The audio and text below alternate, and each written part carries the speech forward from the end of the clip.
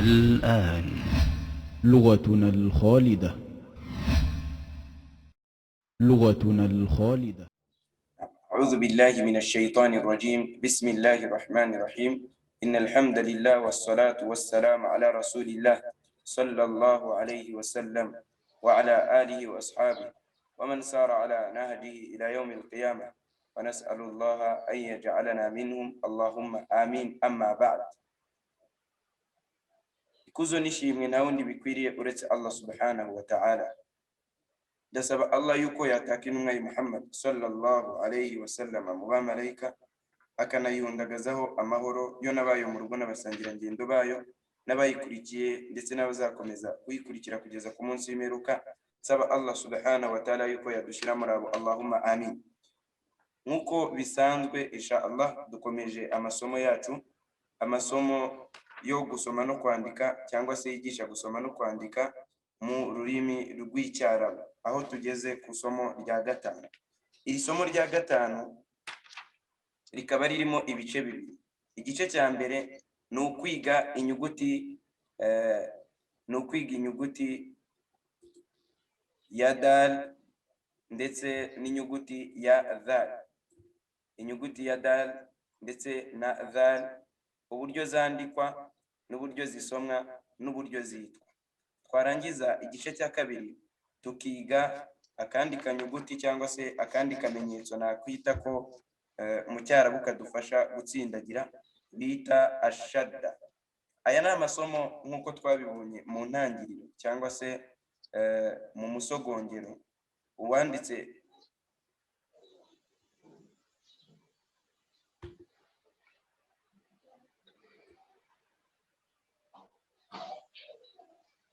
Uwanditse igitabo yashizeho ari far'iyya cyangwa se ashamikiye ku yandi. Ni amasomo wanditse igitabo yashizeho akaza ashamikiye ku yandi. Twabonye muri ayo masomo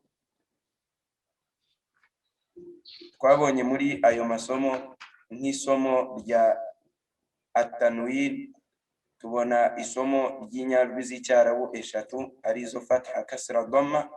Tubona nanone isomo ririmo sukun ari ry'iryo ngiryo nyine. Tubona ubutinde. Noneho insha Allah ubutaha tuzarebera hamwe no gutsindagira. Muri kano kanya rero tugiye kuba turebeye hamwe ni gute twandika, ni na gute dusoma, ni na gute twita izi nyuguti ebyiri. Tugiye kurebera hamwe mu somo ngira ngo rya gatanu. Mu somo rya gatanu, ad-darsul khamis, isomo rya gatanu, riratwigisha ku nyuguti ya dal ndetse n'inyuguti ya dhal. Iya mbere iyi ngiyi bayita dal, dal. Iya kabiri bakayita dhal, dhal. Ngira ngo abo twatangiranye twarebeye hamwe ni gute bandika dal, ni na gute bandika adhal. Uyandika uturutse ahangaha nk'uku nguku ndi kwerekeza akantu k'umutuku, ukayizana gutya ukasoreza ahangaha. Hanyuma ahangaha ntihamere nk'ahari icumu, nk'uyu mutwe w'iri cumu nkoresheje. Bigomba gutandukana n'umutwe w'icumu. Niyo ngo ahangaha iri aha ndi kwerekeza aha ntabwo yemerewe kumera nka rasusaha, nk'umutwe w'icumu cyangwa se umwambi. Ni nako bimeze kuri dhal, uretse ko izi nyuguti zombi zitandukanira ku kadomo, zitandukanira ku kadomo kagaragara kuri adhal. Naho gusomwa nanone zigatandukana. Imwe tuvuga gutya dal, indi dhal, dal, dhal, gutyo. Hanyuma izi ngizi ziri mu dukubo ni uburyo izi nyuguti zandikwa igihe ziri mu mpera y'ijambo. Ntabwo iyo twandika izi nyuguti tuzandika nk'izisanzwe. Izi ni inyuguti zihariye, wenda ari byo twavuze ko ari inyuguti mu cyarabu. Ntabwo izi nyuguti zijya zigira gute, ntabwo izi nyuguti zijya zandikwa ngo zifatane n'izikurikira. Arizo nyuguti zigera kuri eshanu. Hari inyuguti ya waw, inyuguti ya za, inyuguti ya ra, inyuguti ya dal n'inyuguti ya dhal. izi nyuguti izifatana n'inyuguti izikurikira ariko zifatana n'iyazibanjirije. Turaza kubibona insha Allah mu ngero. Idhan izina ry'inyuguti nk'uko twabonye ko inyuguti yose igira ibintu bitatu, aho iva ikagera igira ibintu bitatu. Icya mbere, inyuguti igira inyito. Inyuguti igira inyito. Icya kabiri, inyuguti igira ishusho. Icya gatatu, inyuguti igira ijwi. Ibyo byose tumaze kubibona. Barangije baravuga ngo isma', umviriza, waraddid, unasubiremo, thumma aktub, nurangiza unandike. Insha Allah muraza kumfasha dusome aya magambo. Twagiye aya magambo twabonye ko gharad cyangwa se ikigamijwe mu kuba umunyeshuri yayasoma nuko amufasha kumenya uburyo ya nyuguti isomwa mu gihe ije mu magambo.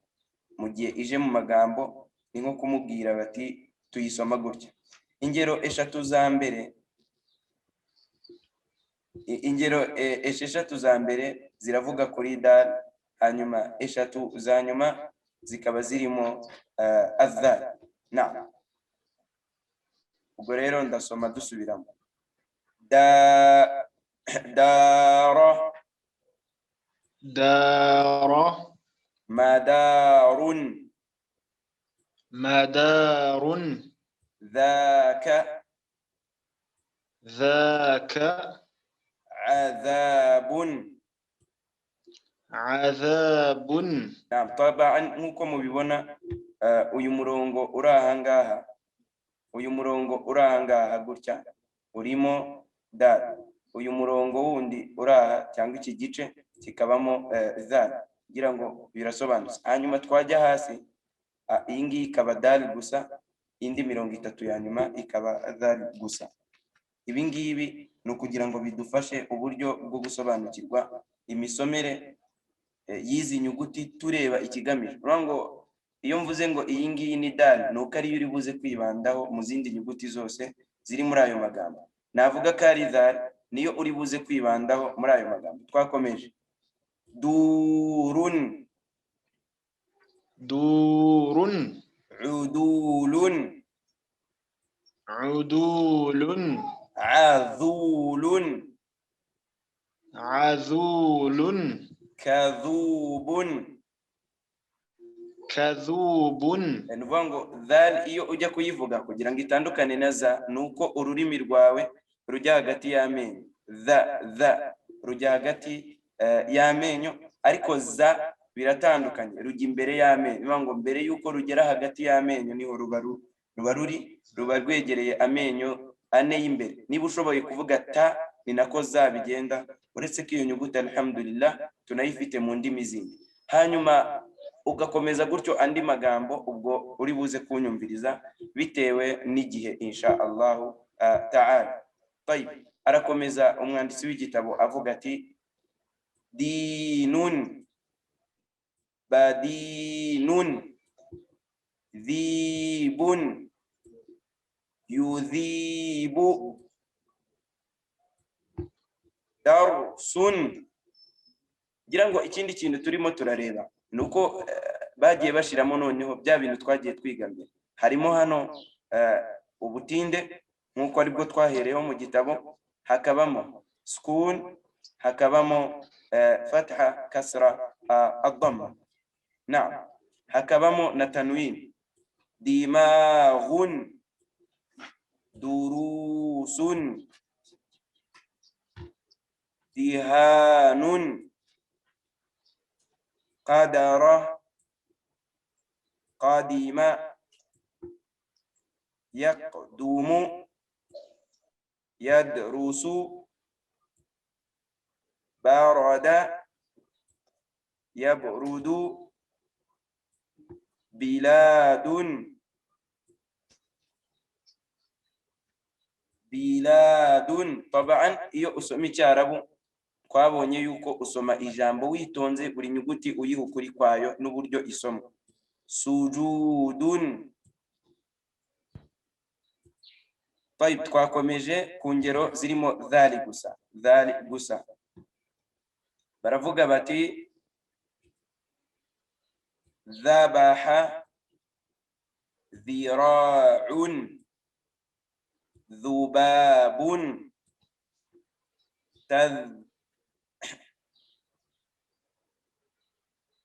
تذكار يحذر حذر يبذل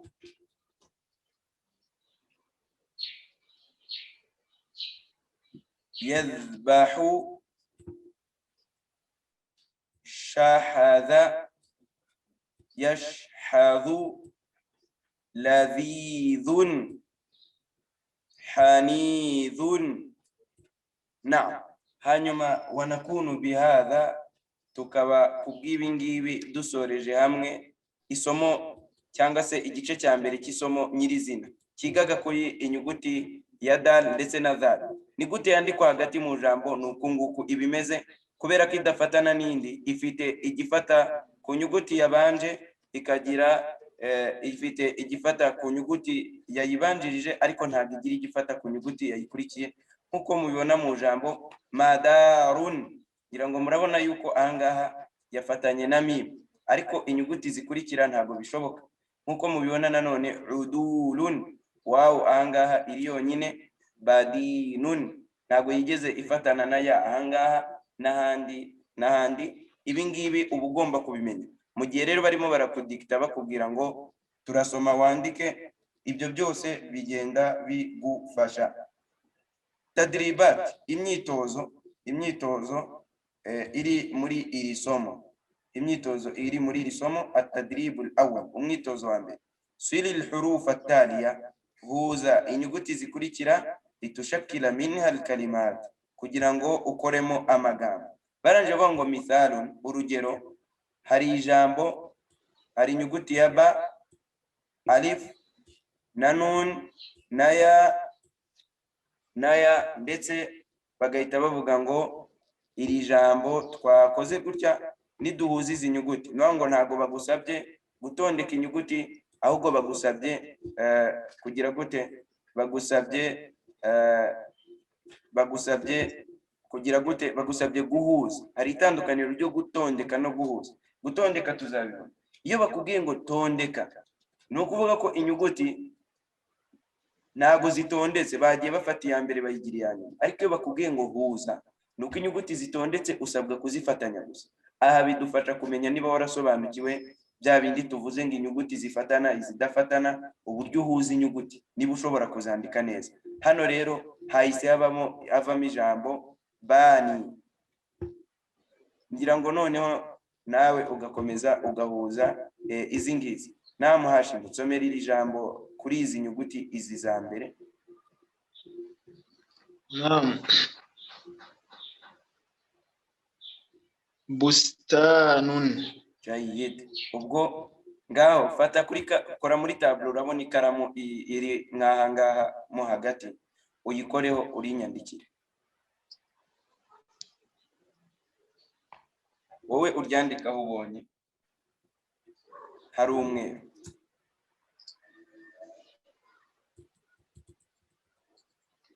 Sheko igoranye, ntabwo nari namenya uko babikora neza. Ubwo ngubwo ni mu kayi biidhnillahi ta'ala. Ubwo ni mu kayi tuzabyandika. Na barakallahu fik. Twakomeje. Ubwo ni ukugeza ku ka munani. Athani, kabiri, baravuga ngo at-tadribu thani, umwitozo wa kabiri. Iqra waktub ma yali, soma unandike ibi bikurikira. Nsomera iri jambo.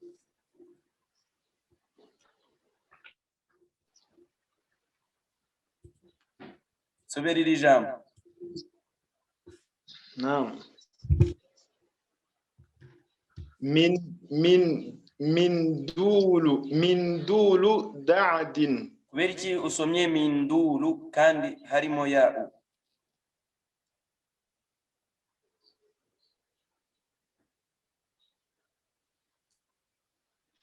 Nuko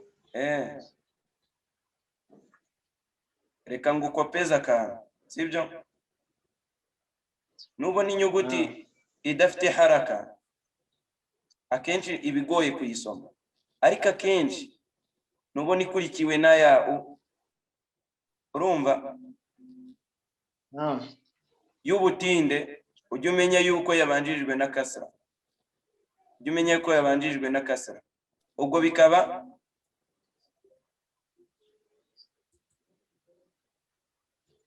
soma twumve. Aha niho hari ikibazo. min diyalu da'dun Urumva da'din ya urayikuruye, ya ni y'ubutinde nta kindi ikora ntisomwa, irakurura gusa. min dilu da'din Barakallahu fik. Twagiye. So ijambo rya kabiri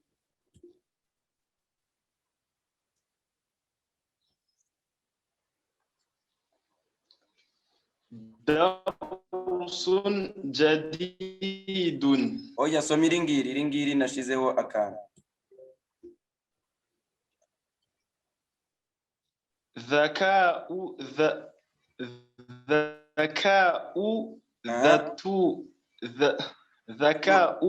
dhatu dinin Dhatu dinin, ngo ubwenge bufite idini. Barakallahu fik. Allah akongere. Urumva ko gusoma bigenda biza, bisaba kubyitoza rero cyane biidhnillahi ta'ala. Ukugenda usoma ntucike intege gusa wowe, ijambo risubiyemo inshuro imwe ebyiri eshatu riba ryaje. Ubona ko iringiri ryahise riza, nandi nuko ngo n'iringiri ryahise riza. Ikindi ugashishoza ukareba buri kintu ukagiha ukuri kwacyo, niba ari ubutinde buhukuri kwabwo insha Allah.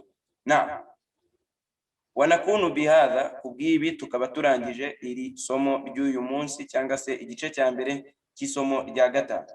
Dufitemo imyitozo ibiri yonyine, tukazakomereza kuri ashadda ubutaha insha Allah ta'ala. Haba hari ikibazo? akabazo naringize nyine ni hari unkosoye niko kabazo naringize kasobanutse. hasobanutse. Nuvuga ngo igihe cyose ubonye yawo ishobora kuba yabanjirijwe na fatha cyangwa kasra, ntabwo ijya ibanzirizwa na dhamma. Yawo ifite sukun, ntabwo ijya ibanzirizwa na dhamma, sibyo? Ngo iba ari ubutinde. Nta nubwo ijya ibanzirizwa na fatha, ngo iba ari ubutinde. Baravuga ngo yawo asakina maksuru ma qablahu, ngo ni ya ifite sukun iba yabanjijwe na kasra, iyo ngiyo niyo ikora ubutinde. Tukavuga ngo mindiru, noneho yaba ari wawu tukavuga ngo wawu sakina madmumu ma qablahu, ngo ni wawu ifite sukun iba yabanjirijwe na dhamma. Tugasoma hano ngo du la bu, du kubera iki yabanjirijwe na dhamma? Urabona ko hano nta haraka bashizeho, sawa? Yaba ari alif tukavuga ngo alif sakina maftuhu ma qablahu, ni alif ifite sukun ikaba yabanjirijwe n'inyuguti ifite fatha. Murebe la du la bu, turajyanirana. Ibyo rero nubyitaho cyane bizagufasha biidhnillahi ta'ala. Naho yabanjirijwe na sukun, ubwo twavuga dai yabanjwe na dhamma ni dui. Urumva ntabwo iba ikiri ubutinde, ahubwo iba yahinduye indi nyito. Na reka rero dusoreza ahangaha, niba nta kindi kibazo gihari cyangwa se ugusobanuza kundi. لعلنا نكتفي بهذا القدر، وصلى الله على سيدنا محمد وعلى آله وصحبه وسلم.